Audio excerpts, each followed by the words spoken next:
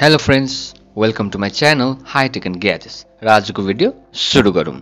र साथी हो, हाम्रो एन्ड्रोइड फोन पुरानो हुँदै गएपछि है, स्टोरेज फुल हुँदै गएपछि है, हाम्रो एकदम ह्याङ हुन्छ फोन।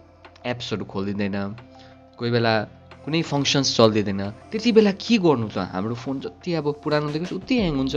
त्यति बेला 3टा जस्तो स्टेप्स मैले लिएर आइरहेको छु तपाईँहरूको माझमा।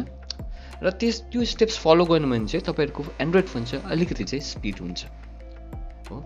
र हामी पहिलो स्टेप्सदेखि सुरु गरौँ। फर्स्ट स्टेपमा के गर्नु भन्दाखेरि तपाईँहरू सेटिङ्समा जानुहोस्। सेटिङ्समा गएर तपाईँको फोनमा सबै एन्ड्रोइड फोनमा हुन्छ, अबाउट फोनमा जानुहोस्। अबाउट फोन भन्ने हुन्छ, अबाउट फोनदेखि मुनि आउनुहोस्, बिल्ड नम्बर भन्ने हुन्छ। बिल्ड नम्बरमा 7 पल्ट थिच्नुहोस्, 1 2 3 4 5 6 7। यति भएपछि तपाईँहरूकोमा एउटा डेभलपर भन्ने अप्सन नयाँ आउँछ। ब्याक जानुहोस् अबाउट फोनदेखि र सिस्टम्समा जानुहोस्। सिस्टममा जानुहोस्, यहाँ डेभलपर अप्सन्स भन्ने आइहाल्छ। डेभलपर अप्सनभित्र जानुहोस्। डेभलपर अप्सनमा गएर तपाईँले फर्स्टमा केही नगर्नुहोस्, मुनि आउनुहोस्। एउटा तपाईँहरूको फाइन्ड ब्याकग्राउन्ड प्रोसेस भन्ने हुन्छ है। यो ब्याकग्राउन्ड प्रोसेस लिमिटमा थिच्नुहोस्। स्ट्यान्डर्डमा हुन्छ कतिजनाको, त्यसलाई चाहिँ नो ब्याकग्राउन्ड प्रोसेस गरिदिनुहोस् हो। त्यसको बादमा विन्डो एनिमेसन स्केल्स हेर्नुहोस्। एनिमेसन स्केल्सहरू आउँछ। यो एनिमेसन स्केल्स 1x भएर बसेको हुन्छ, यसलाई पनि अफ गर्नुहोस्। ट्रान्जिसन एनिमेसन स्केल्स जानुहोस्, यसलाई पनि अफ गरिदिनुहोस्। र एनिमेटेड ड्युरेसन स्केल्स हुन्छ, यसलाई पनि अफ राखिदिनुहोस्। यति स्टेप्स गर्नुहुन्छ।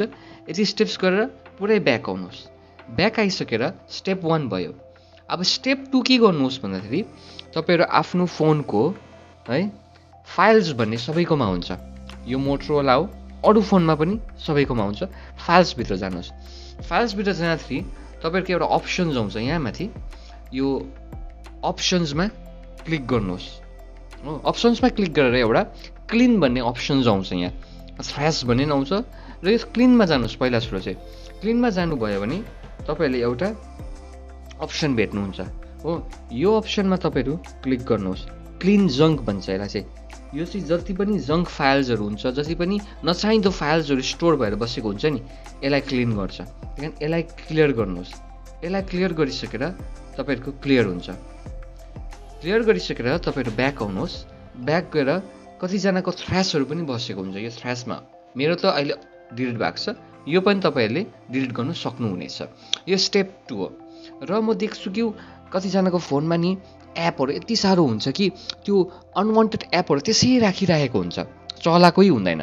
इन्स्टल पनि गरेको हुँदैन, त्यसलाई चलाएको पनि हुँदैन। जस्ट त्यो उयो भएर मात्रै बसेको हुन्छ, स्टोरेज मात्रै बसेको हुन्छ। र कतिवटा एप पनि हुन्छ यस्तो कि युजै गर्दैन त्यो एप। त्यो हौडेको एपहरू जुन चाहिँ युज नगरेको, स्टोरेज मात्रै खाइरहेको है कतिवटा चिजहरू, त्यो चाहिँ सबै तपाईँले डिलिट गर्नु सक्नुहुनेछ। त्यो डिलिट गर्नु त केही छैन, तपाईँहरूलाई पनि आउँछ होला। जस्ट त्यो पनि तपाईँले फाइल्समै जानुहोस्। फाइल्समा गएर जस्तै तपाईँले नचाहिँदो एपहरू राखेको हुन्छ है, नचाहिँदो एपहरू राखेको हुन्छ, त्यो एपलाई डिलिट गर्नु लागि त फाइलमा गएर एपमा गएर आरामले तपाईँले डिलिट गर्नु सक्नुहुन्छ। जस्तै अब मैले नचाहिँदो एपहरू हेर्नुभयो भने मेरो आधार फेस आरडी भन्ने छ। अब यो एप मलाई चाहिँदै छैन, म चलाएको पनि छुइनँ। जस्ट यो एपलाई अनइन्स्टल गरिदिनुहोस्। अनइन्स्टल भइहाल्छ। र अरू पनि त्यस्तै प्रकारले तपाईँहरूले एपहरूलाई अनइन्स्टल गर्नु एकदमै सक्नुहुन्छ। र साथी हो, तपाईँले यसरी चाहिँ आफ्नो फोनलाई स्मुथ बनाउन सक्नुहुनेछ। एप्सहरू डिलिट गरेर नचाहिँदो एप्सहरूलाई एकदम नराख्नुहोस्, म त रेकमेन्ड गर्छु है।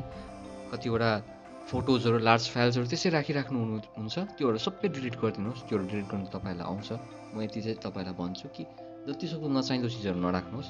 यो 3-4वटा स्टेप्स फलो गर्नुहोस् मेरो, तपाईँहरू एकदमै तपाईँहरूको फोन अलिक राम्रो हुन्छ, एकदम राम्रो चल्ने हुन्छ। र धन्यवाद तपाईँले हेरिदिएकोमा यो भिडियो है। यहाँसम्म धेरै धेरै धन्यवाद।